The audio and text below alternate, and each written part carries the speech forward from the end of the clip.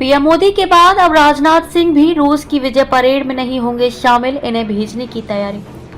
भारत के रक्षा मंत्री राजनाथ सिंह के 9 मई को मॉस्को में आयोजित होने वाले रूस की विजय दिवस परेड में भाग लेने की संभावना नहीं है।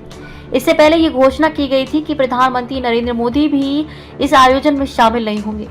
ये फैसला ऐसे समय में आया जब पिछले महीने जम्मू कश्मीर के पहलगांव में हुए आतंकी हमले के बाद देश की सुरक्षा स्थिति संवेदनशील बनी हुई है। प्रधानमंत्री नरेंद्र मोदी को रूस ने इस साल विक्ट्री डे समारोह में आमंत्रित किया था, लेकिन उन्होंने अपनी यात्रा रद्द कर दी। अब उनकी जगह रक्षा राज्य मंत्री संजय सेठ भारत का प्रतिनिधित्व करेंगे। रूस की विक्ट्री डे परेड द्वितीय विश्व युद्ध में जर्मनी पर सोवियत संघ की जीत की 80वीं वर्षगांठ के तौर पर आयोजित की जा रही है। यह कार्यक्रम रूस की राष्ट्रीय शान का प्रतीक माना जाता है और इसमें कई वैश्विक नेता व सैन्य प्रतिनिधि हिस्सा लेते हैं। हालांकि रूस की ओर से प्रधानमंत्री मोदी की यात्रा रद्द करने के पीछे कोई आधिकारिक कारण नहीं बताया गया है, लेकिन सूत्रों के अनुसार 22 अप्रैल को पहलगांव में हुए आतंकी हमले के बाद सुरक्षा चिंताओं को देखते हुए ये फैसला लिया गया। गौरतलब है कि प्रधानमंत्री मोदी पिछले वर्ष 2 बार रूस की यात्रा पर गए थे। एक बार राष्ट्रपति व्लादिमीर पुतिन के साथ वार्षिक सम्मेलन के लिए और दूसरी बार कजान में आयोजित ब्रिक्स सम्मेलन में भाग लेने के लिए।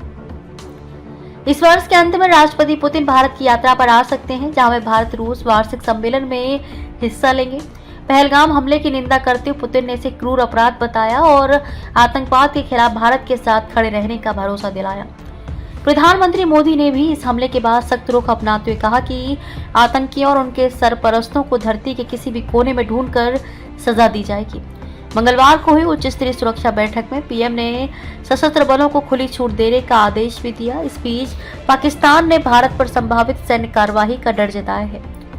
इस बीच रूस ने कई मित्र देशों के नेताओं को इस परेड में आमंत्रित किया है, जिसमें चीन के राष्ट्रपति शी जिनपिंग भी शामिल हैं, जिन्होंने अपनी भागीदारी की पुष्टि की है। भारत और रूस के बीच दशकों पुराने सैन्य और रणनीतिक संबंधों के बावजूद मौजूदा भू राजनीतिक स्थिति ने भारत के इस निर्णय को प्रभावित किया है।